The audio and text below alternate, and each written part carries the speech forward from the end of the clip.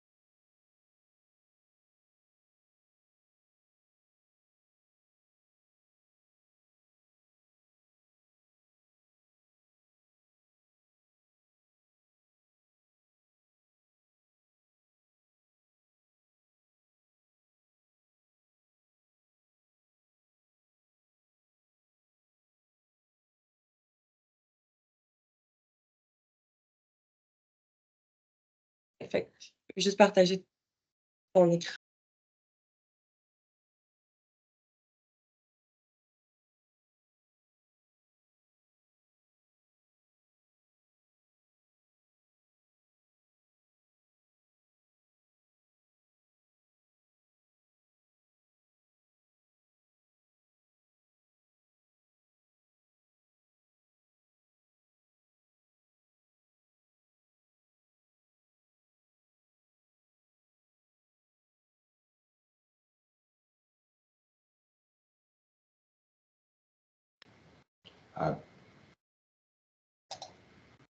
Ah, bonjour à tous et toutes. On s'excuse pour ce léger délai technique, comme quoi rien n'est parfait en ce bas monde. Toutefois, on va y aller avec rapidement là, pour être capable de passer un bon moment ensemble, puis de parler de durabilité dans ce troisième et dernier webinaire. Alors, vos caméras et micros sont désactivés et vos questions sont toutefois les bienvenues. Vous pouvez nous en faire part dans les questions et réponses. Puis, le webinaire sera enregistré pour rediffusion, puis vous recevrez un lien pour vous le regarder de nouveau. Là. Ici, financé par les producteurs laitiers du Canada, organisé par Lactanet dans le cadre du projet national de transfert du savoir en production laitière des PLC. Alors, aujourd'hui, on parle de gestion des sols et de production des aliments. La première partie va porter sur la santé des sols, la deuxième sur la production des aliments. Voilà. Au tout début, si vous êtes de fidèles participants depuis les débuts, vous allez peut-être avoir l'impression que Dominique Maxime se répète à peu près sur les mêmes thèmes, mais c'est tout simplement parce que si on a de fidèles participants, on a aussi chaque semaine qui sont nouveaux. Alors, on vous demande de faire preuve d'un peu de patience, puis de permettre à Dominique d'y aller rondement avec sa présentation. Ensuite, nous aurons le plaisir de participer d'avoir avec nous Jean-Philippe Laroche, qui est expert en production laitière, qui va nous parler de gestion des sols et production des aliments. Et notre producteur invité cette semaine, c'est Michael Bro de la ferme Middleview. Ce sera suivi dans les deux cas d'une période de questions. Alors, Dominique, la parole est à toi.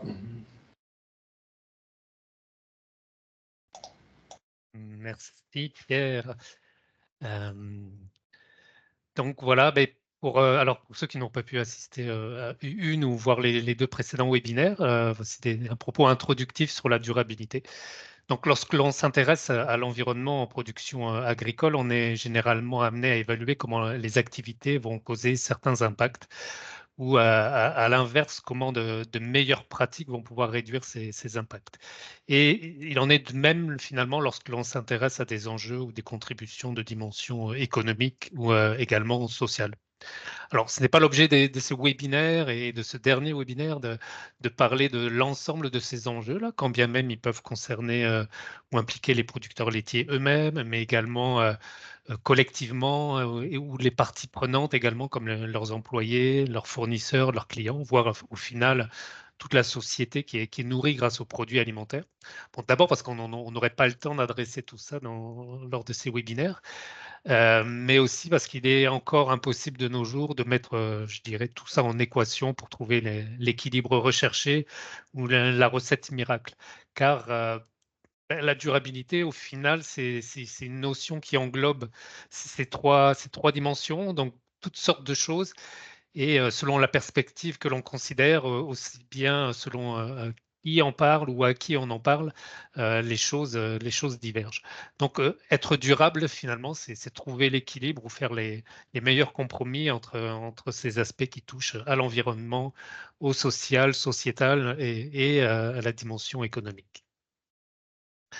Alors, donc, notre objectif avec ce webinaire est plutôt de prendre une perspective qui est en phase avec les sujets très forts du moment, et en particulier ceux pour lesquels le secteur laitier s'est engagé en termes de résultats à moyen, voire à plus long terme. Il y a d'abord les objectifs de carboneutralité à l'horizon 2050. C'est un objectif du gouvernement du Canada, mais aussi des producteurs laitiers, avec cible intermédiaire avant 2050, éventuellement du lait bas carbone. Il y a un engagement national également pour la réduction des émissions de méthane au niveau du pays, et qui au sein d'un engouement mondial, un engagement mondial pour réduire les émissions de méthane. Et alors, on a également des différentes initiatives à l'échelle provinciale ou à l'échelle sectorielle, ou des fédérations, par exemple, comme des stratégies de durabilité qui se mettent en place, ou des feuilles de route, et toujours la carboneutralité, où le lait bas carbone est un point commun à tout cela. Et il y a également un engagement de l'ensemble des acteurs, finalement, de la transformation laitière, qui, eux, s'engagent aussi à des cibles de réduction de gaz à effet de serre. Et quand on sait que que la plus grosse partie des émissions de gaz à effet de serre sur le cycle de vie d'un produit laitier vient de la production du lait, donc vient de ce qui se passe à la ferme, c'est tout naturel que finalement la filière s'engage aussi en faisant travailler ensemble les producteurs et les transformateurs, qui se sont donc engagés eux aussi. Et c'est pourquoi on a plutôt finalement choisi de structurer ces 3 webinaires en sélectionnant des thèmes qui sont centraux dans la stratégie de carboneutralité. Alors, on va se référer régulièrement au guide des pratiques de gestion bénéfique récemment publié par les producteurs laitiers du Canada. Alors, la carboneutralité, cet objectif, c'est en fait chercher à viser, alors à l'horizon 2050, parce que c'est une cible temporelle qui a été fixée et sur lesquelles les nations se sont entendues, viser pour 2050 à finalement à ce que l'ensemble des émissions de gaz à effet de serre de la production laitière soit dans son bilan net égal à 0, en réduisant le plus possible les émissions, ce que vous voyez en vert sur le graphique de droite, et aussi finalement, pour compléter et chercher à atteindre la neutralité, augmenter la séquestration de carbone dans le sol, donc finalement le retrait de CO2 de l'atmosphère. Donc, on est conscient que la partie verte, les émissions de gaz à effet de serre ne seront jamais nulles, d'où l'importance finalement de bonnes pratiques aussi qui vont permettre d'accroître la séquestration de carbone. Et on va beaucoup en parler aujourd'hui. Et dernière petite diapositive pour vous expliquer comment ce bilan de gaz à effet de serre peut être fait. Donc l'idée, ce que vous voyez sur la figure de gauche, là, c'est les principales sources d'émissions de gaz à effet de serre qui sont associées à la production laitière. Donc on retrouve principalement le dioxyde de carbone, le CO2, le méthane, CH4, et le protoxyde d'azote, le N2O. Et le principe, c'est que ce bilan est réalisé donc, selon une approche cycle de vie où toute la chaîne de valeur est considérée, et pas seulement ce qui se passe sur la ferme laitière, mais on peut aussi considérer des émissions, des opérations en amont, par exemple la production d'électricité ou la production de fertilisants qui sont des entrants de la ferme, car toutes ces opérations et ces produits entrants-là sont finalement nécessaires pour que la ferme puisse opérer.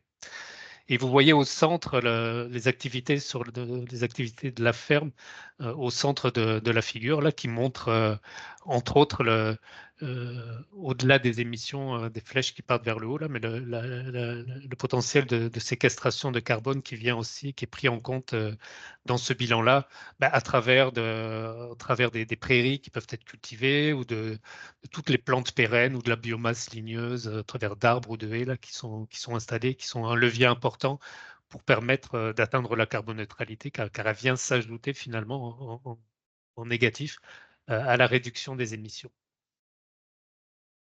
Et on est ainsi capable, quand on fait ce bilan et qu'on le rapporte à une unité de masse de lait, 1 kg de lait par exemple, on est capable d'établir ce qu'on appelle l'empreinte carbone du lait. Et finalement, surtout d'identifier les activités de la ferme par lesquelles les émissions sont les plus importantes, de sorte à pouvoir ensuite prioriser des actions pour réduire les émissions. Donc, on voit ainsi sur la figure de droite, la tarte de droite, là, que c'est le méthane entérique d'abord, ensuite la production des aliments et enfin la gestion des fumées qui sont les 3 plus gros contributeurs de l'empreinte carbone moyenne du lait au Canada, selon la dernière étude en date réalisée pour le compte des producteurs laitiers du Canada. Alors, ça date de 2016, ce bilan-là. Il n'incluait pas dans ces proportions tout ce qui concerne justement la séquestration de carbone dans le sol et qui va pouvoir s'ajouter idéalement quand on pourra le prendre en compte avec l'évolution des méthodes dans le bilan. Donc, je repasse la parole à Pierre pour la suite. Merci beaucoup, Dominique, à nouveau, là, pour ton excellente vulgarisation et ton esprit de synthèse. Bravo. Alors, notre prochain invité est Jean-Philippe Laroche, fier fils de producteur et productrice de lait, expert en production laitière, nutrition et fourrage chez Lactanet, bien sûr, qui va nous parler d'un sujet qui risque de nous intéresser pas mal. La parole est à toi, Jean-Philippe. Merci beaucoup, Pierre. Alors, je vais partager ma présentation.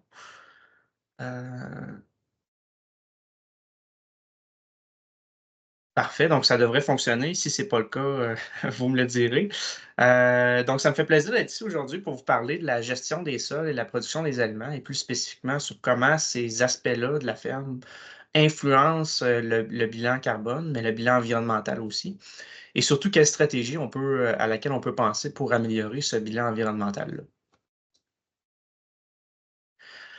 Donc, la ferme laitière, elle est au cœur d'un système assez complexe.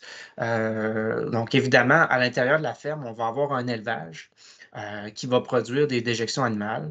Ces déjections animales-là vont être revalorisées sur les cultures qui, à leur tour, vont nourrir l'élevage. Évidemment, à l'intérieur de la ferme, on peut importer des aliments provenant, par exemple, de fermes céréalières. On peut penser à du maïs, de l'orge, etc. Et la ferme va aussi exporter du lait des animaux, mais pourrait aussi exporter du fumier et, bien évidemment, des cultures. Si on prend un pas de recul, on peut aussi constater que l'industrie alimentaire, de par la production de produits principaux, on peut penser à de l'huile de soya, à du tofu, etc., va produire des sous-produits. Ça peut être des drèches de distillerie, des drèches de brasserie, du tourteau de soya, tourteau de canola, on peut en nommer une panoplie. Et ces sous-produits-là, ils sont valorisés par nos animaux dans la ferme laitière. Donc, c'est quand même un aspect qu'il ne faut pas négliger. L'industrie alimentaire ou les autres industries peuvent également produire ce qu'on appelle des MRF, des matières résiduelles fertilisantes. Donc, on peut penser au bout de papetière, au centre de papetière, au but municipal qui ont fait l'actualité récemment. Il y a plein d'autres MRF également. Donc, c'est aussi des sous-produits qui peuvent être valorisés directement par la ferme qui nous vend des céréales ou directement à notre ferme, là, si on fait l'usage de ces produits-là. Si on prend un autre pas de recul, ben, avant l'industrie alimentaire, évidemment, on a besoin de culture pour faire ces produits-là. Donc, le tourteau de soya se produit à partir d'un champ de soya, ultimement. Donc, ça prend ces champs-là pour produire les aliments qui vont être utilisés par l'industrie. Puis, si on regarde en aval, ben, les produits qu'on va faire à la ferme peuvent être utilisés, évidemment, comme nourriture. C'est notre source de revenus principale. Mais il y a aussi des produits qui peuvent être utilisés en termes d'énergie ou en termes de résidus. Si on pense au biométhanisateur, une ferme qui exporterait son fumier vers un biométhanisateur, ben, il peut y avoir une production d'énergie, du gaz naturel renouvelable, à partir de ces fumiers-là, puis il y a un résidu qui peut être produit. Résidu qui peut encore une fois être utilisé à la ferme sous forme de fumier, etc. Donc, c'est là qu'on voit que la ferme laitière est vraiment au sein d'un cercle vertueux où on va réutiliser, on est dans une économie circulaire, puis on va réutiliser beaucoup de sous-produits, beaucoup de choses là, pour produire notre lait. Pourquoi je vous parle de ça? Bien, il y a deux choses que j'aimerais que vous reteniez de ce schéma-là. La première, c'est que, puis Dominique l'a déjà bien mentionné, quand on évalue l'empreinte environnementale, par exemple l'empreinte de carbone de notre produit, donc d'un kilo de lait, on ne peut pas juste se concentrer sur ce qui se passe dans la ferme, parce que le tourteau de soya, exemple, qu'on alimente à nos animaux, ben, il s'est fait produire dans une usine. Ça a un impact environnemental. Le soya qui a été dans le champ avant ça, ben, ça aussi, ça a un impact environnemental. Donc, tout ça doit être considéré lorsqu'on évalue l'empreinte là, de notre produit, qui est le kilo de lait. Et l'autre chose que je vous invite à retenir aussi, c'est que dans ce schéma-là, ben, les cultures, que ce soit à l'intérieur ou à l'extérieur de la ferme, ben, ça joue un rôle qui est important là, au niveau de l'empreinte de la ferme. C'est ce qu'on va voir plus en détail dans les prochaines diapositives. Donc, si on regarde la production des aliments, donc ici, vous voyez l'impact au niveau de l'empreinte carbone en termes de kilogrammes d'équivalent CO2 par kilogramme de lait. Vous voyez pour 2011 et 2016 pour les divers postes d'émissions qui ont été notés. Le poste qui nous intéresse en ce moment, c'est production des aliments pour les animaux en vert. Donc, on voit que grosso modo, là, on parle de 28 à 30 des émissions dans notre kilo de lait sont associés à la production des aliments pour les animaux. Donc, c'est le deuxième en importance après la gestion du bétail. Et ça nous indique que c'est définitivement un aspect qui est important à regarder parce que ça peut avoir un impact réel sur notre empreinte environnementale.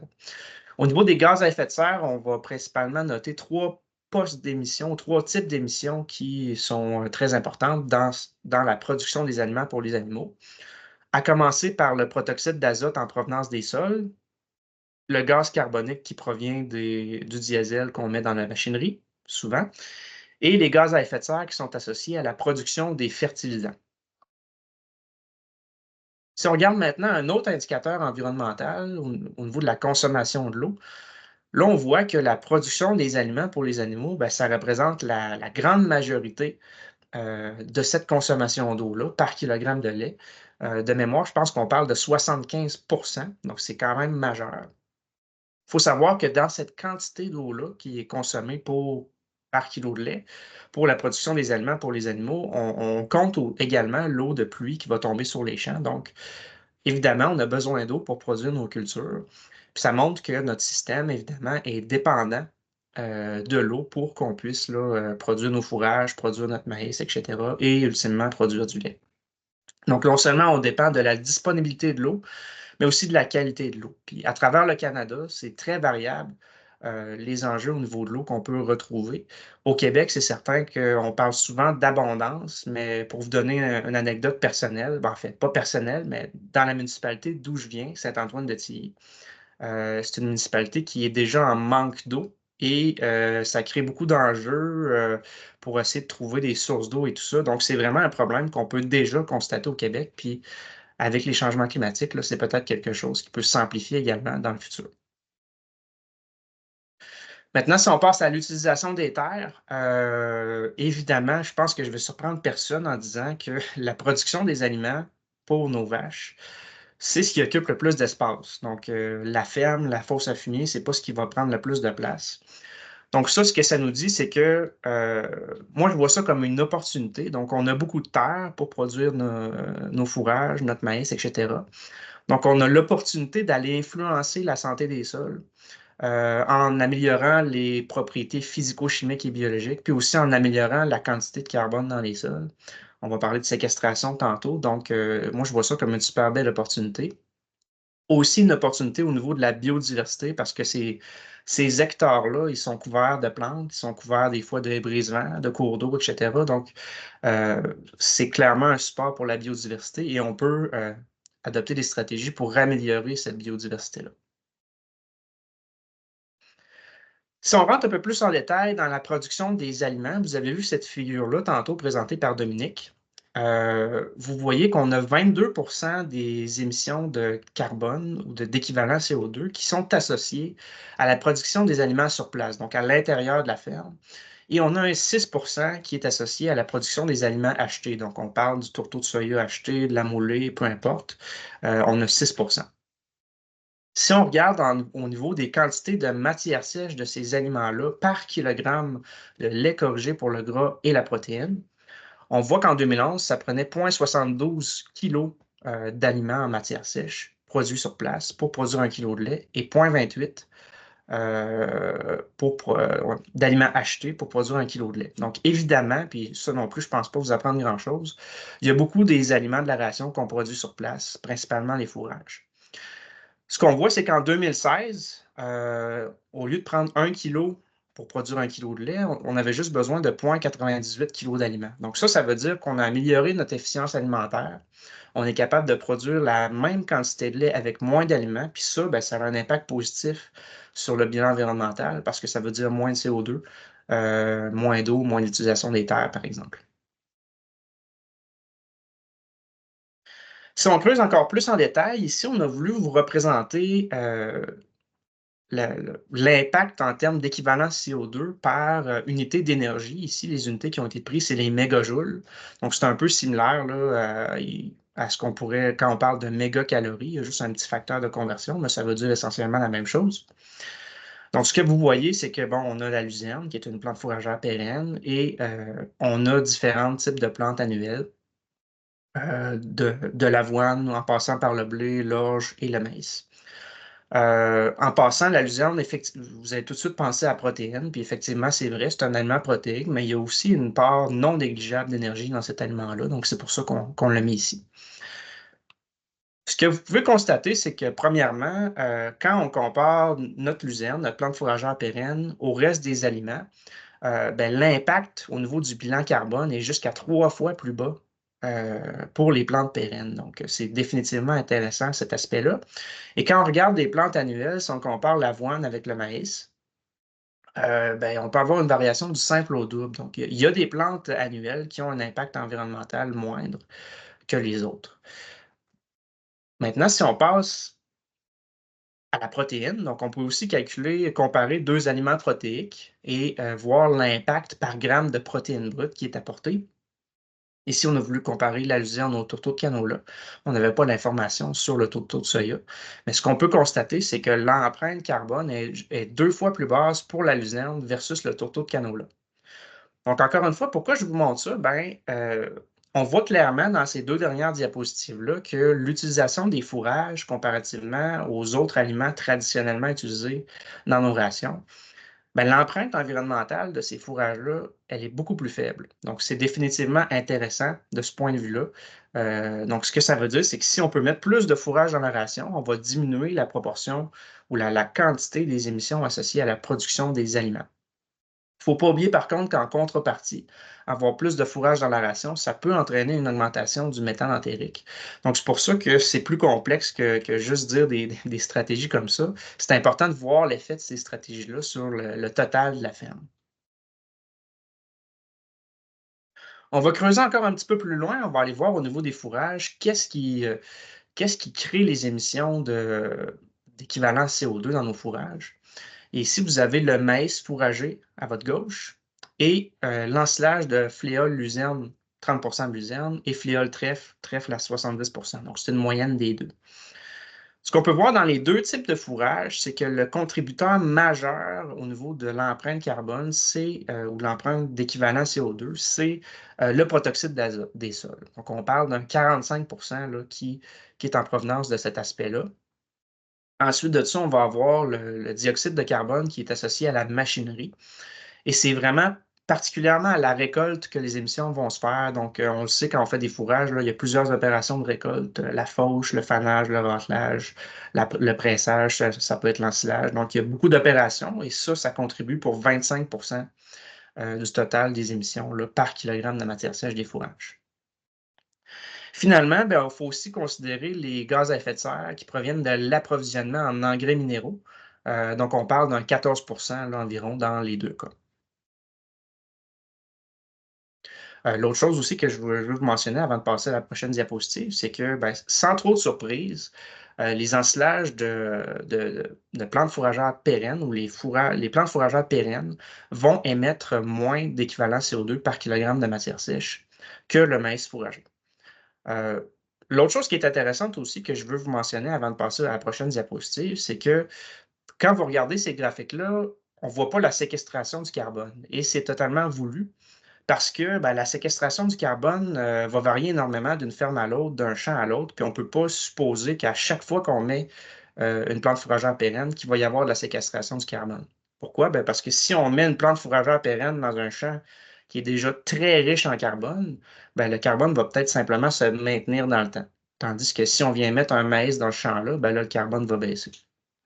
Donc, on va reparler plus tard de la séquestration du carbone, mais sachez simplement que ce n'est pas inclus là, dans ces graphiques-là. Donc maintenant, qu'est-ce qu'on peut faire au niveau des pratiques recommandées pour, dans un premier temps, réduire les émissions de protoxyde d'azote qui proviennent des sols et des apports d'engrais minéraux?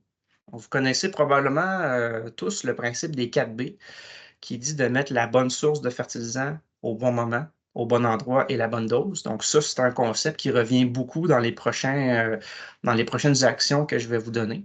Donc c'est important là, de considérer cet aspect-là. Donc, au niveau des actions, c'est certain que la rotation adéquate des cultures, c'est un aspect qui est hyper important parce que ben, en ayant les bonnes espèces au bon moment dans la rotation, ben, certaines espèces vont pouvoir profiter de l'espèce précédente. Exemple, un maïs sur un retour de prairie peut aller chercher jusqu'à 150 unités d'azote. Donc, c'est évident que si à la ferme, on a bien mesuré la quantité d'azote qui se transfère d'une culture à l'autre, puis qu'on diminue un petit peu les doses d'azote au maïs qui suit la prairie, mais on va grandement réduire les émissions de protoxyde d'azote, puis on va aussi améliorer le portefeuille. Dans les cultures, au niveau de la rotation, c'est important aussi de se rappeler que les légumineuses vont apporter de l'azote à nos graminées dans le mélange fourragé. Donc, c'est certain que ça peut réduire l'azote apporté, mais aussi les émissions de protoxyde d'azote. Comme co-bénéfice, ben, d'avoir une bonne rotation, c'est évident aussi que ça va améliorer la santé des sols, mais aussi la biodiversité. Et quand je vais vous mentionner des co-bénéfices, c'est des co-bénéfices qui sont vraiment pas nécessairement en lien avec les émissions d'équivalent CO2, mais qui ont d'autres aspects importants pour l'environnement. Une autre stratégie qui est intéressante et qui est généralement très bien respectée, c'est de faire des essais et des analyses pour bien déterminer la dose de fertilisant à mettre. Donc, on parle évidemment des analyses de sol, NPK et autres. On peut aussi parler de l'analyse des éléments nutritifs dans les intrants organiques, donc que ce soit dans les MRF ou les fumiers. Au Québec, là, c'est très bien respecté. Comme co-bénéfice, ben, on peut aussi en profiter pour faire l'analyse de carbone du sol. C'est présent dans la plupart des analyses de sol. Donc, vous allez pouvoir suivre le taux de matière organique et voir si vos sols sont en dynamique de séquestration du carbone ou plutôt s'ils sont en dynamique de perte de carbone. Une fois que les analyses sont faites, ben, on peut déterminer le taux adéquat pour la fertilisation. Puis ça se fait avec les conseillers en agro-environnement. C'est eux les experts là, pour déterminer ces bons taux-là. Puis ça ne va pas juste avoir des impacts bénéfiques au niveau du protoxyde d'azote, ça peut aussi réduire les pertes d'azote et de phosphore par lessivage. Et ça, on sait que ça peut avoir des conséquences néfastes sur nos cours d'eau. Il y a aussi une stratégie qui est intéressante au niveau des apports organiques. Le fumier composté, c'est une stratégie qui a été discutée dans un webinaire précédent. Donc, ça peut diminuer les émissions là, de protoxyde d'azote. Et comme co-bénéfique, on peut aussi réduire les GES liés à la gestion du fumier, mais aussi améliorer la santé et les fonctions du sol au niveau de la structure et de la texture. On poursuit avec d'autres stratégies pour diminuer le protoxyde d'azote. On peut utiliser des engrais à efficacité améliorée. Donc, il y a plusieurs types d'engrais qui sont disponibles sur le marché, qui vont être à libération lente, ou etc. Donc, ça peut être des stratégies qui sont intéressantes pour diminuer les émissions de protoxyde d'azote, pour vraiment que l'azote se rende au bon moment à la plante et qu'elle ne soit pas toute libérée en début de saison quand la plante n'en a pas nécessairement tout besoin. Aussi, comme co-bénéfice, c'est certain que ça peut également diminuer les pertes par lessivage d'azote et de phosphore.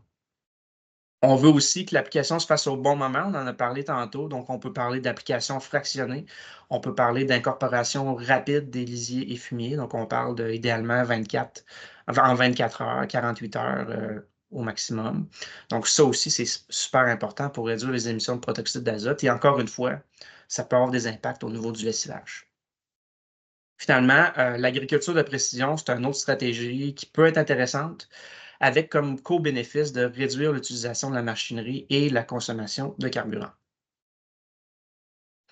Maintenant, si on parle plutôt des émissions de CO2 qui proviennent de l'utilisation de la machinerie agricole, c'est quoi les stratégies qui peuvent être utilisées à la ferme? Dans un premier temps, on peut regarder l'efficacité énergétique de la machinerie agricole. Donc, s'assurer que nos machineries sont bien entretenues. Si on a des vieux tracteurs, on peut considérer les remplacer ou les moderniser. Par contre, Dominique vous l'a montré tantôt, la durabilité, ça tient aussi compte de l'aspect économique.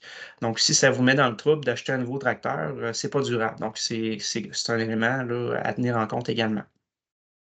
Conversion des carburants, on en voit de plus en plus dans les articles de journaux. On parle de tracteurs électriques, des trucs qui sont un peu plus avant-gardistes. Je pense qu'il faut garder un œil sur ces prochaines machines-là. On peut aussi parler de biodiesel, qui est intéressant parce que le biodiesel, lorsqu'il est utilisé dans les tracteurs, le carbone qui est émis par ce produit-là n'est pas considéré dans le bilan des gaz à effet de serre, étant donné que ce carbone-là provient de sources biogéniques. Donc, il provient d'une plante qui a séquestré le carbone, par exemple. Alors, ça peut être intéressant pour améliorer le bilan carbone. On peut aussi parler de biométhane, en particulier lorsqu'on a des biométhanisateurs là, dans la région. Et un autre aspect qui est très discuté au Québec, c'est de réduire l'utilisation de la machinerie agricole. Donc, réduire le travail du sol, c'en est un qui est intéressant. Travail réduit, semi-direct, il y a beaucoup de formations là-dessus. Donc, ça peut définitivement réduire le CO2 émis par les tracteurs parce qu'on ne laboure pas. Ça peut aussi avoir des co-bénéfices au niveau de la réduction de la compaction du sol, puis aussi la réduction de la perte de carbone dans les sols. Puis on le voit beaucoup dans l'Ouest canadien. On va en reparler tantôt. Au niveau de l'agriculture de précision, ça peut être une autre stratégie avec un co-bénéfice de minimiser les intrants. On en a parlé dans la précédente diapo.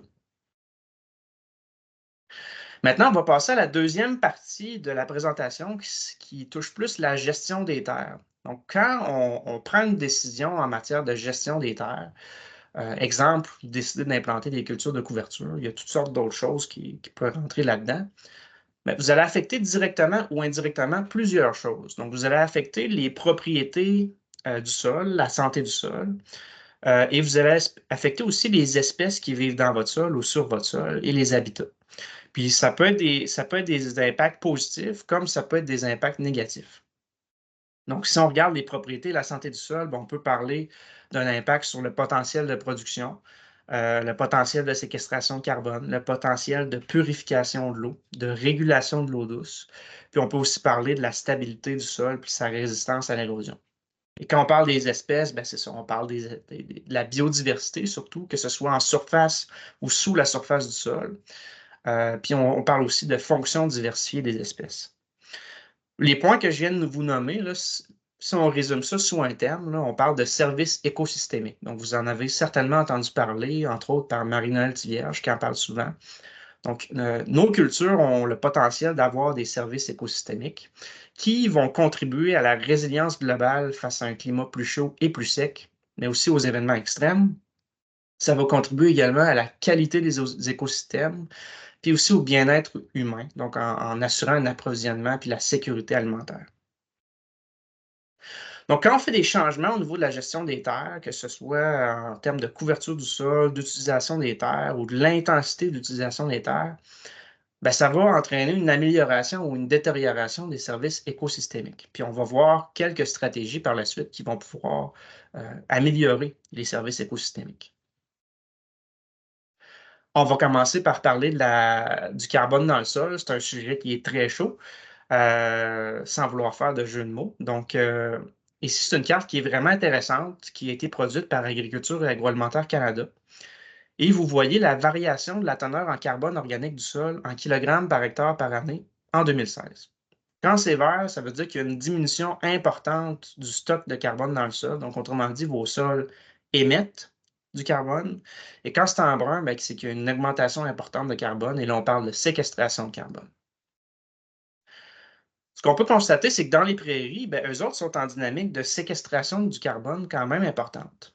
Puis ce qu'il faut savoir, c'est que le niveau de carbone à la base dans les sols des prairies est relativement faible, mais il est en augmentation.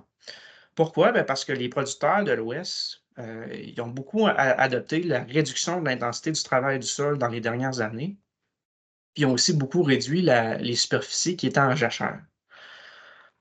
Au Québec, c'est un peu différent. Le pourcentage de matière organique dans nos sols est relativement élevé. Par contre, il est en baisse. Et la principale raison qui explique cette baisse-là, c'est que à chaque année, les superficies en prairie, en pâturage, vont diminuer pour être remplacées par des cultures annuelles. Puis si on parle de la stratégie numéro 1 pour séquestrer du carbone dans les sols au Québec, c'est les plantes fourragères. Donc, même une culture annuelle qui a des cultures de couverture, qui a fertilisant organique, qui travaille, qui a du semi-direct, ça n'accotera jamais une prairie pour séquestrer du carbone parce que les plantes sont là en permanence, hiver comme été, puis le sol n'est pas travaillé pendant 5 ans. Donc, c'est très difficile à battre. Ce que les chercheurs à Agriculture et Agroalimentaire Canada ont fait, c'est qu'ils ont pris un indicateur pour déterminer c'est quoi le risque que les stocks actuels baissent encore au niveau du carbone. Donc, ils ont considéré à la fois le niveau optimal de carbone dans le sol, puis aussi les pratiques qui étaient appliquées en 2016. Puis, dans le fond, ce que ça veut dire, ce graphique-là, c'est si on maintient nos pratiques qu'on avait en 2016, c'est quoi le risque que notre stock de carbone diminue? Ce qu'on peut voir, c'est que dans l'Est du Canada, si on ne change rien, on va continuer de perdre du carbone. Donc, on a beau parler de séquestration du carbone, il y a des pratiques qui devront être changées si on veut vraiment réussir à séquestrer du carbone. Dans les régions de l'Ouest du Canada, on est dans certains endroits à un risque modéré. Il y a d'autres endroits où le risque est très faible. Donc, ça dépend vraiment de la région, mais eux autres, on pourrait dire qu'en globalement, le risque est plus faible qu'ils soient en perte de carbone dans le sol s'ils continuent leur pratique. Donc, autrement dit, qu'est-ce qu'on doit retenir de cette diapositive-là? C'est que par rapport à 2016, il faut changer nos pratiques si on veut essayer de maintenir le carbone dans les sols, puis idéalement, si on veut l'augmenter aussi. Une autre stratégie, quand on parle de gestion des terres ou d'utilisation des terres, c'est les zones humides. Donc, il y a plusieurs actions qui peuvent être entreprises à ce niveau-là. On peut envisager la restauration des zones humides, puis on peut aussi éviter de drainer les zones humides existantes. Et ça va entraîner plusieurs bénéfices écosystémiques. Donc, évidemment, les zones humides, c'est un puits de carbone qui est très important. Donc, ça contribue à garder le carbone dans les sols et à ne pas le mettre dans l'atmosphère. Évidemment, c'est des milieux qui sont très riches au niveau de la biodiversité. À chaque printemps, c'est tout le temps des beaux étangs comme ça. C'est tout le temps des endroits où il y a beaucoup de canards et qui font très plaisir aux chasseurs de sauvagines. Et un autre point, c'est la maîtrise de l'eau. Donc, c'est des étangs qui peuvent permettre d'utiliser de l'eau quand on est en sécheresse ou de tamponner quand il y a vraiment des inondations. Un autre aspect qui est extrêmement important, c'est la préservation des prairies. Puis c'est pour ça, il y a plusieurs actions qu'on peut faire. Évidemment, conserver ou augmenter la superficie des prairies. On l'a vu tantôt au niveau de la séquestration du carbone, c'est excessivement important. On peut réensemencer et fertiliser, si nécessaire, les prairies qui sont peut-être plus vieilles. Lutter contre les plantes envahissantes. Pratiquer la rotation des pâturages, qui va... à propos de ça, les pâturages, il faut savoir aussi que la taille du troupeau et la durée d'utilisation du pâturage ben, ça doit respecter la taille et la productivité de ce pâturage-là pour éviter un excès de fumier et une compaction des sols. Il y a des outils qui sont disponibles pour ça. Puis au Québec, on peut penser à Happy Grass, un outil avec lequel on travaille chez Lactanet. Au niveau des bénéfices, ben, il y en a plusieurs. On l'a vu, c'est un puits de carbone qui est significatif par rapport aux cultures annuelles. Au niveau de la santé des sols, très difficile à battre. On a juste à regarder le maïs quand il suit une prairie, là, comparativement à maïs sur maïs. C'est assez facile de voir l'impact. Puis également une amélioration de la biodiversité. On peut penser aux oiseaux champêtres, aux insectes, etc., qui se retrouvent dans nos prairies. Comme co-bénéfice d'assurer la sécurité alimentaire du troupeau. Puis je rajouterais même d'avoir un impact économique positif, parce qu'en ayant des fourrages de bonne qualité, en quantité, ben, ça peut avoir un impact économique très intéressant au niveau du troupeau laitier. On peut aussi parler de plantation d'arbres, de plantation de hébrisement. Donc, au niveau des actions, on peut conserver les zones existantes, on peut concevoir avec l'appui d'un conseiller en agroforesterie des hébrissements. On peut planifier les activités d'entretien. Donc, c'est beau avoir des arbres, mais il faut pas qu'ils nous dérangent avec la machinerie. Puis, il faut idéalement qu'ils puissent avoir un impact positif, que ce soit sur nos animaux au niveau de l'ombrage ou au niveau des champs de foin pour la survie à l'hiver. Pour les bénéfices, ben, il y en a plusieurs. C'est certain que ça augmente les stocks de carbone dans le sol puis dans la biomasse de l'arbre. Ça peut réduire l'érosion éolienne, augmenter la rétention d'eau pour les parcelles adjacentes, réduire la température du sol dans les parcelles adjacentes. Puis évidemment, les haies sont un habitat très important pour la biodiversité, donc ça aussi, c'est bénéfique. Protection des bandes riveraines, un autre aspect qui est hyper important. Au niveau des actions, c'est assez simple. On parle d'avoir un entretien régulier de ces bandes riveraines-là, de les réaménager, possiblement avec l'ajout d'arbres ou d'arbustes. Puis quand on met des arbres ou des arbustes, justement, ben, ça apporte aussi du stockage de carbone. Donc, c'est un élément qui est intéressant. Biodiversité, évidemment, c'est un autre aspect qui est important. Et la fonction primaire, on pourrait dire, des bandes riveraines, c'est de protéger les cours d'eau contre l'écoulement des nutriments. Donc, ça, c'est un autre avantage environnemental important. Et comme co-bénéfice, ben, on peut réduire la surcharge de sédiments dans les fossés, par exemple, ou dans les cours d'eau, et aussi réduire l'eutrophisation dans les lacs et rivières. Maintenant, si on parle de gestion des sols agricoles, on rentre dans le plus pratico-pratique dans le champ. Il y a plusieurs stratégies qui peuvent être utilisées, puis c'est clairement pas une liste exhaustive, il y en a probablement d'autres. Donc, on peut penser à minimiser le travail du sol, on en a parlé tantôt. On peut penser aux cultures de couverture après les cultures annuelles. Donc, au Québec, là, les producteurs en utilisent de plus en plus, puis c'est vraiment beau de voir ça. Et aussi la rotation des cultures, qui est un incontournable.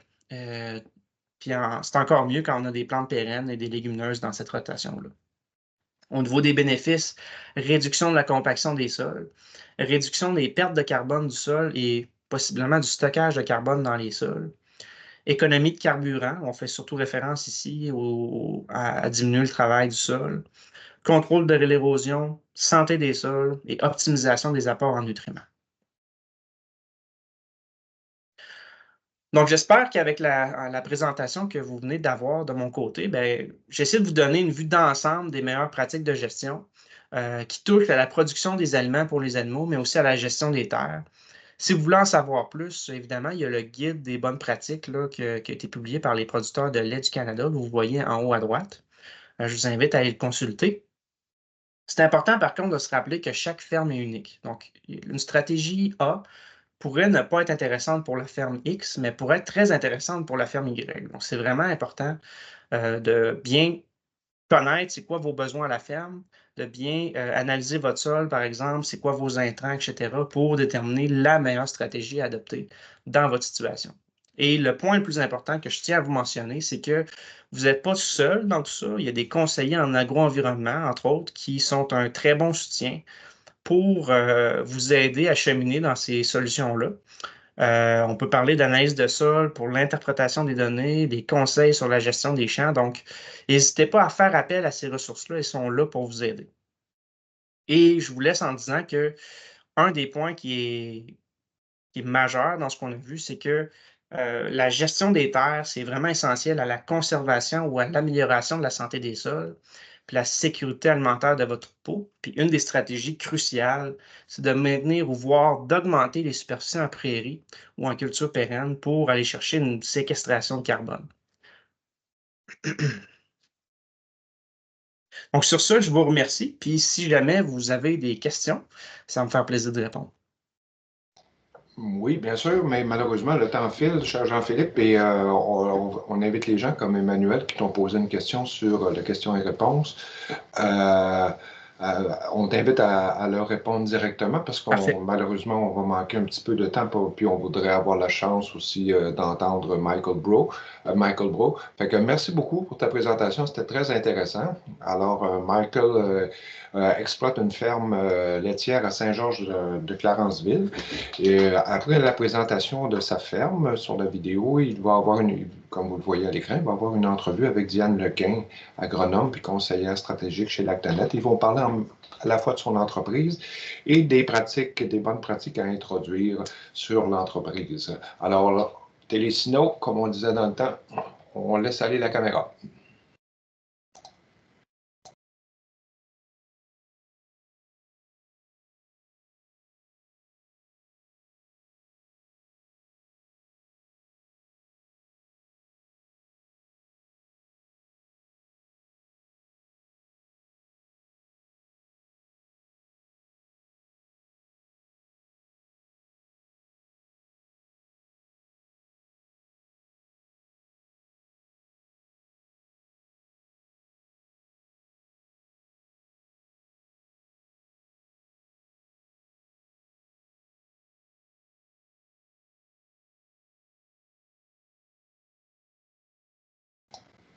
Alors, comme vous le constatez, il n'y a pas de son. Là, on travaille là-dessus pour trouver la solution et on vous revient rapidement.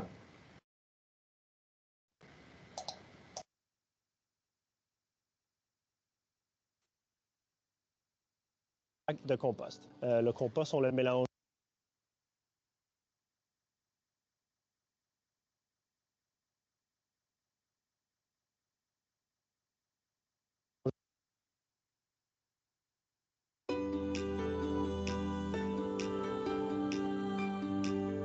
Bonjour, bienvenue à la ferme Middleview. Je m'appelle Michael Bro. Je suis copropriétaire de la ferme avec mes parents Monica et Serge et aussi avec ma sœur Shannon. Mes parents ont acheté la ferme en 1989 et on a construit une nouvelle étable en 2016 avec 2 robots de traite et un bedpack de compost. Le compost, on le mélange 2 fois par jour et on ajoute la RIP à peu près 1 fois par semaine. On a 100 vaches en lactation avec une moyenne de 12 000 litres par vache par lactation. En ce moment, pour le dernier mois, on a à peu près une moyenne de 38 litres par jour avec un gras de 4,5. On a 155 kg de quota. On cultive 200 hectares et on loue un autre 75. On cultive du maïs, de l'ensilage de maïs, du soya, du sec d'automne et des luzernières. Les terres qu'on loue, c'est des prairies de foin sec pour les tares. Selon nos pratiques hors-champ durables, ça implique le compost sur bedpack.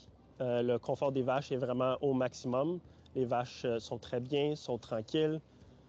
Ils durent plus longtemps dans le troupeau. Aussi, c'est une valeur ajoutée dans les champs. Ça teste très bien en termes d'azote, phosphore et potasse. Les choses qu'on valorise le plus sur la ferme, c'est le confort des vaches, dont le bedpack qui aide énormément avec ça. À long terme, on vise d'élever le moins de tares possible, d'avoir le moins de vaches possible pour faire notre quota, pour augmenter la profitabilité, d'améliorer la durabilité et d'améliorer notre impact qu'on a sur l'environnement.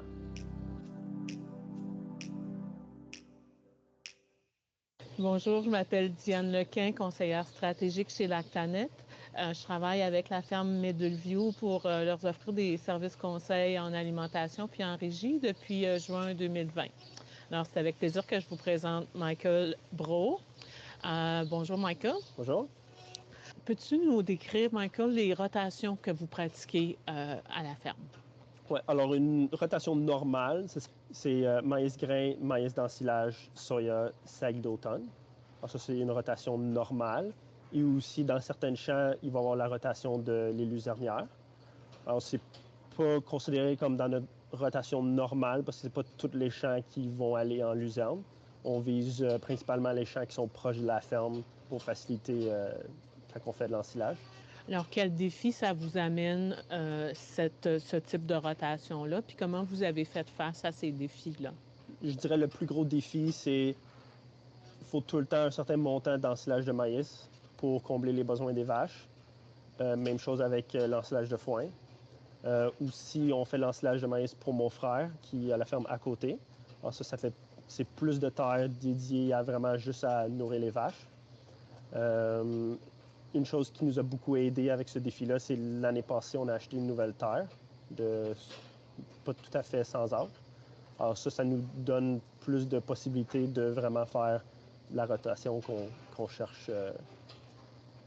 Quels sont les bénéfices et les avantages que vous trouvez à ce type de rotation-là? Oui, ça limite, ça aide pour limiter les transmissions de maladies, de mauvaises herbes d'une allée à l'autre, changer de type de culture, ça aide pour ça. Ça aide pour la santé du sol.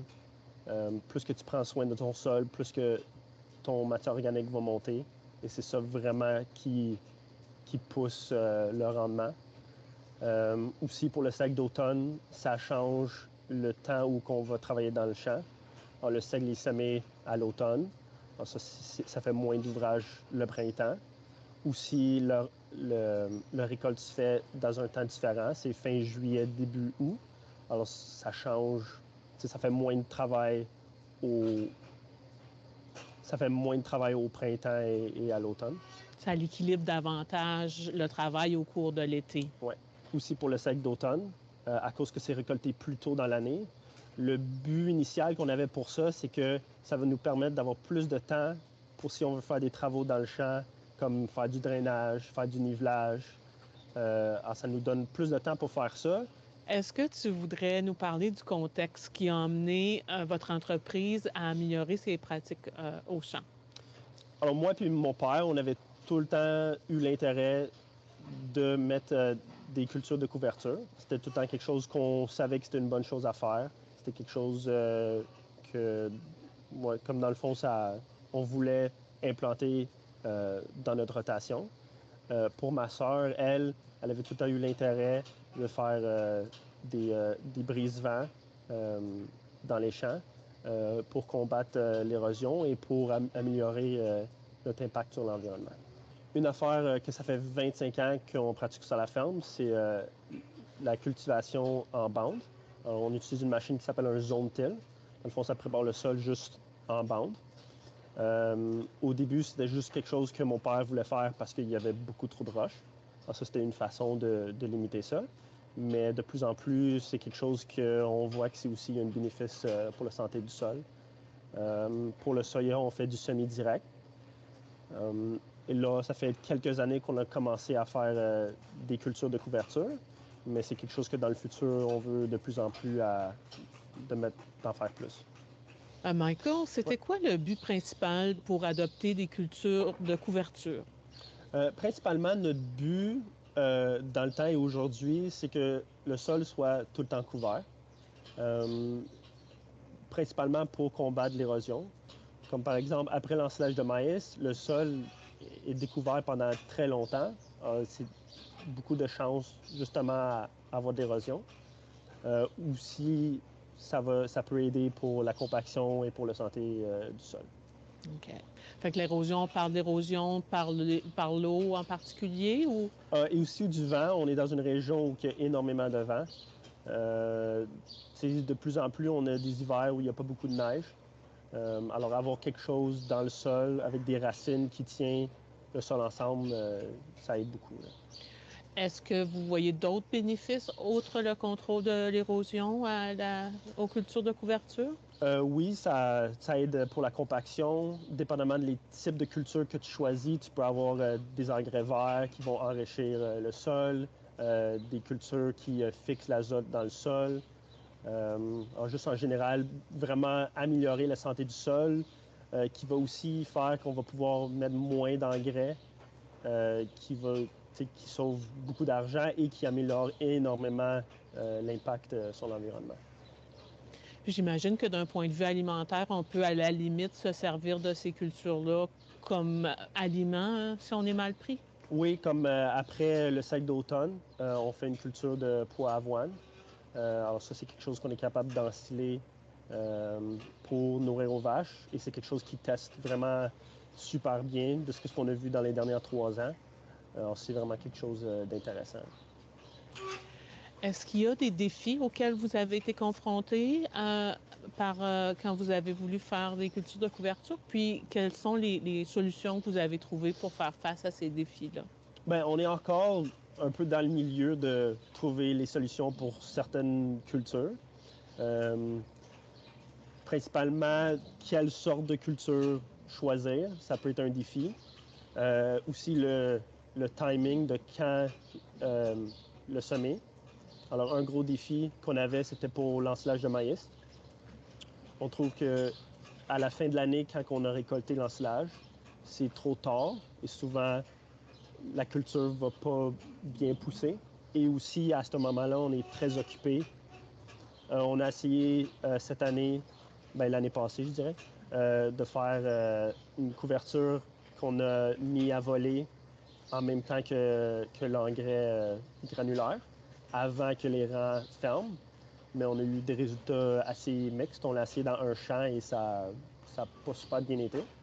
Alors là, c'est à voir, est-ce que la solution, c'est de changer de culture ou est-ce que c'est on n'a pas semé au bon moment puis que c'est pour ça qu'on n'a pas eu des bons résultats. Alors, on revient à ce que tu disais tantôt à propos de faire des tests à petite échelle pour être en mesure de... Alors, ça, c'était la première année qu'on avait fait ça. Alors, on l'a fait dans un champ. Ça n'a pas bien marché. Là, c'est sûr qu'il va y avoir des années où que les choses vont pas bien aller, mais là, ça va être de juste essayer de voir c'était quoi le problème et d'ajuster, de réessayer. Est-ce que tu vois tes prairies comme ayant les mêmes avantages qu'une culture de couverture? Oui, même, je dirais meilleur. Les luzernières vont fixer de l'azote. C'est 4 à 5 ou 6 ans où que tu travailles pas le sol. Tu fais vraiment ton champ qui fait un système de racines qui peut décompacter le sol. Est-ce que la mortalité hivernale, c'est un enjeu dans votre région ici? Oui, c'est sûr. C'est définitivement un enjeu. C'est quelque chose que, dans le fond, à tous les années, on regarde comment que l'hiver a été difficile pour les prairies. Puis on s'ajuste dépendamment de comment que les choses se passent. On essaye idéalement d'au moins garder les champs pendant 4 ans. C'est sûr que ce qui aide beaucoup, c'est qu'on a commencé à implanter du trèfle dans notre mélange avec le graminé et la luzerne.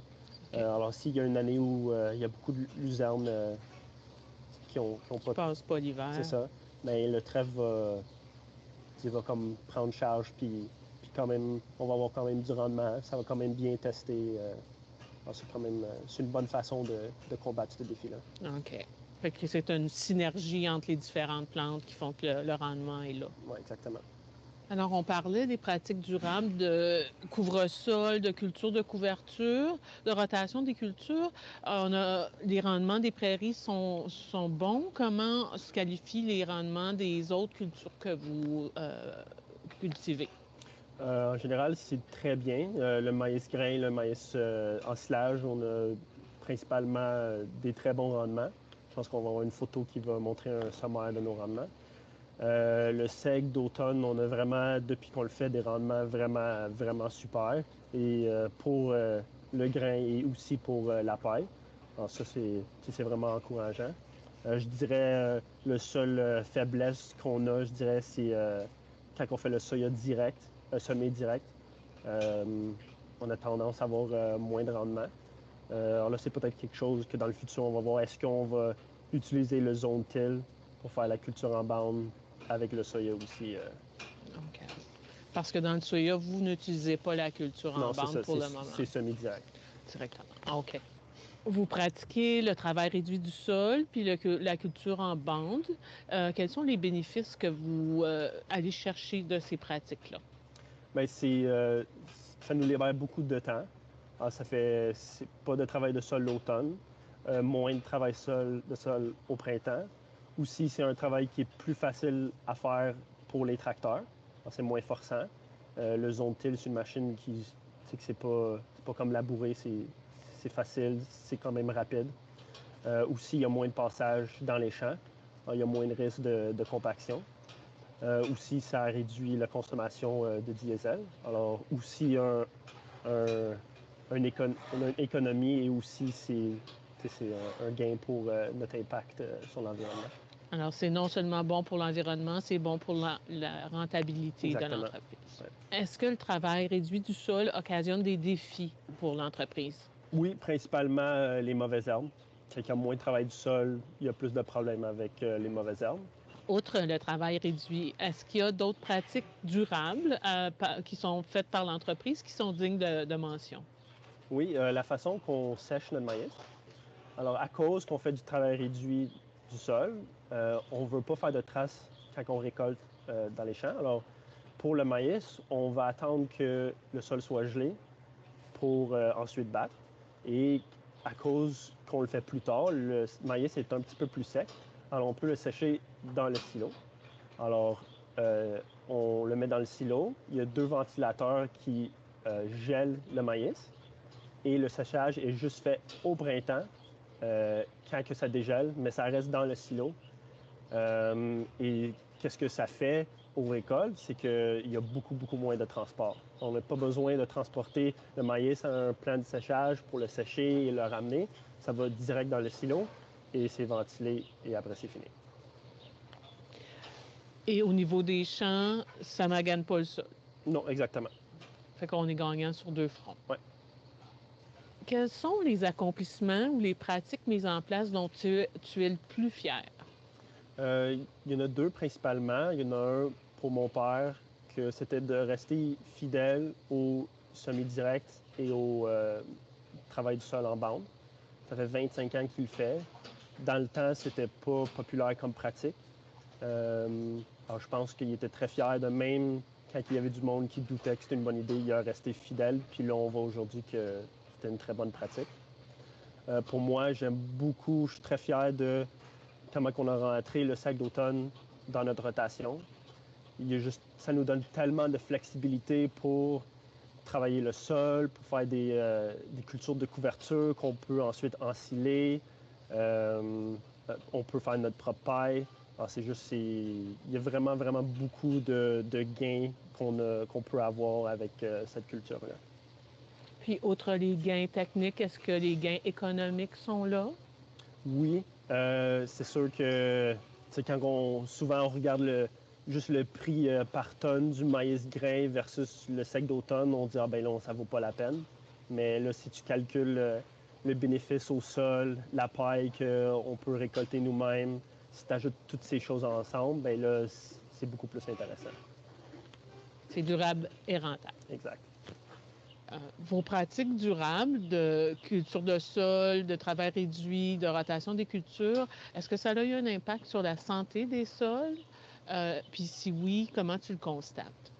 Bien, en regardant nos analyses de sol, on regarde principalement la matière organique.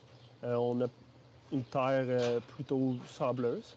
Alors, on vise une matière organique de entre 3 et 5 5 étant très bon, puis 3 étant acceptable. On est vraiment dans ces chiffres-là. Je dirais qu'on a autour d'une moyenne de 4,5 Puis ça, c'est en regardant les analyses de 2012, 2016 et 2022. Quelles sont les prochaines étapes ou les prochaines pratiques que vous voudriez mettre en place pour rendre votre entreprise encore plus durable?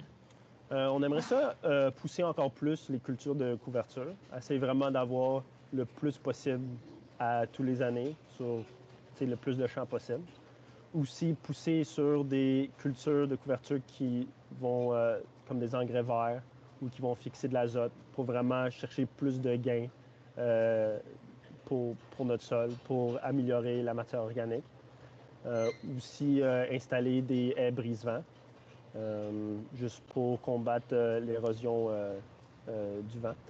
Aussi, qu'est-ce qu'on aimerait faire, c'est de changer nos pratiques de fertilisation pour essayer de aller vraiment faire des dosages champ par champ, voir si certains champs, on peut diminuer la dose ou, ou si on veut maximiser les récoltes, en mettre plus, juste pour, en final, en mettre juste vraiment le dose qu'on a vraiment besoin, parce que c'est vraiment à ce moment-là qu'on va pouvoir faire beaucoup d'économies et aussi ça a vraiment un très gros impact sur la durabilité.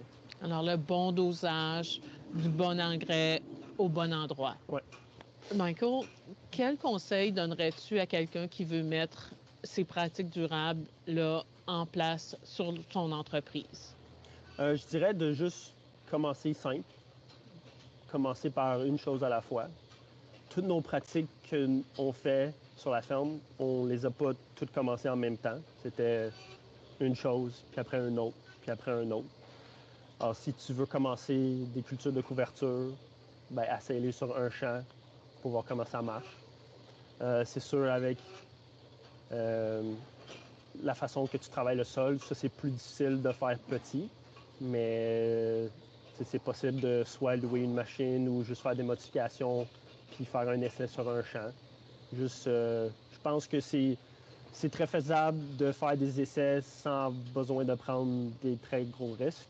Puis aussi, je dirais principalement de rester patient parce que ces changements-là, tu vas peut-être pas nécessairement voir un résultat tout de suite, mais c'est quelque chose avec le temps que tu vas vraiment voir des améliorations. Aussi, je pense que c'est très important de s'entourer de personnes de confiance, des personnes spécialisées, un agronome ou des personnes, votre conseillère. Il peut vous donner des conseils, peut vous aviser, quelqu'un qui peut discuter à propos des idées. Juste souvent, quelqu'un à l'extérieur de l'entreprise a un différent vue sur les choses. Quand tu es dans la même chose à tous les jours, des fois, on a la misère de voir d'autres choses. En guise de mot de la fin, Michael, c'est quoi qui vous pousse ou qui vous motive à mettre en place l'ensemble de ces pratiques-là? Je crois qu'est-ce qui nous pousse le plus à mettre ces pratiques-là en place, c'est que c'est durable et rentable. Alors, ça vient vraiment chercher le meilleur des deux mondes. Bien, merci beaucoup, Michael, pour ton temps, pour tes connaissances. Puis, bon printemps qui s'approche. Bien, merci, ça a fait plaisir.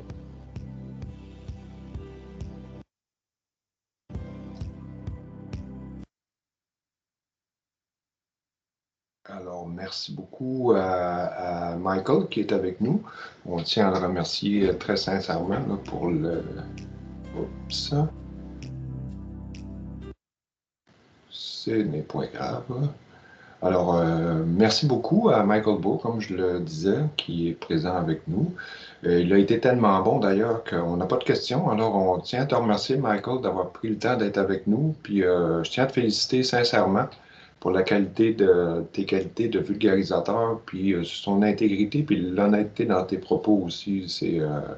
On sentait aussi beaucoup de fierté de ta part envers ta famille, tes parents, puis je pense qu'ils peuvent être très fiers de toi aussi. Tu as été vraiment bon pour te remercier au nom de toute l'équipe de Lactanet puis des producteurs laitiers du Canada d'avoir été avec nous. Bien, merci beaucoup. OK, ben bon printemps. Merci. Alors, on va passer à Dominique. C'est pour un rapide résumé. Le temps file. Vas-y, Dominique. Oui, merci. Donc, c'est ça, j'ai juste 3 petites diapositives qui vont récapituler, enfin, qui sont 3 tableaux, là, qui vont récapituler les principales pratiques de gestion bénéfique là, associées au thème du webinaire d'aujourd'hui. Alors, c'est une information que vous pouvez retrouver dans le guide publié par les PLC, là, qu'on a déjà mentionné, et puis dont on aura le lien Internet tantôt. Et en plus, là, on a fait apparaître, enfin, c'est un condensé d'informations, mais on a fait apparaître également là, les pratiques qui ont été implantées par Michael à la ferme Middleview, donc pour faire la connexion avec ce qui vient d'être dit. Donc, ce qu'on Ce qui est peut-être le plus intéressant à regarder, là, c'est les 2 dernières colonnes, je dirais, là, qui montrent aussi, tout à l'heure, Michael parlait juste là, à l'instant de rentabilité. Là, c'est ça. L'avant-dernière colonne informe sur le retour sur investissement là, par rapport à la mise en application d'une pratique. Et la dernière colonne sur le potentiel de réduction des gaz à effet de serre et aussi de séquestration du carbone, donc en bilan net, qui pourrait être atteint grâce à la pratique. Donc, vous avez ça sur cette première diapositive-là. Et la seconde qui suit, donc adresse juste le point particulier là, du principe des 4B. Juste pour mentionner en fait l'intérêt particulier des amendements organiques en général. Alors, c'est évident que c'est une pratique très répandue chez les producteurs laitiers là, qui retournent beaucoup de fumier sur les terres.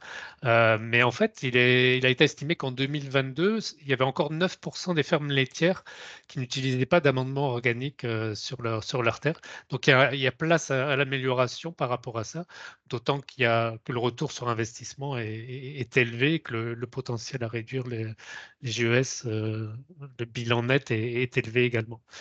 Et le dernier tableau lui reprend les pratiques en lien avec la gestion des terres. Donc, je vous laisse regarder ça, puis chercher plus d'informations sur le guide des PLC. Mais il faut garder à l'esprit que finalement, toutes ces pratiques, en particulier celles sur la gestion des terres, contribuent également à accroître la résilience des terres et aussi la résilience sur la production des aliments par rapport aux événements climatiques futurs qui viennent, que ce soit lié aux températures changeantes extrêmes ou aux précipitations ou déficit de précipitations. Donc c'est quand même un aspect de plus important à prendre en compte de nos jours, cette résilience-là, et d'où l'intérêt de ces pratiques-là si elles peuvent contribuer à accroître la résilience. Donc voilà, Pierre, je te redonne la parole. Merci beaucoup. Alors, on vous rappelle que vous pouvez trouver l'ensemble de ces informations dans le guide, le très bon et très intéressant guide produit par les producteurs laitiers du Canada. Vous avez aussi d'autres sources pour aller plus loin, soit sur les PLQ, Proaction, Lactanet, Régénération Canada. Vous trouvez une foule d'informations qui sont là pour vous. Il y a aussi différents programmes qui existent que vous pouvez consulter sur les différents sites qui sont mentionnés dans la diapositive. On tient à vous rappeler que ce webinaire a été financé par les producteurs laitiers du Canada, que l'on remercie, et qu'il est organisé par Lactanet dans le cadre du projet national de transfert du savoir en production laitière des PLC. Merci d'avoir été des nôtres aujourd'hui. Merci de votre attention. Merci de votre présence et un bon congé de Pâques à vous tous et toutes. Merci. Bonne fin de semaine.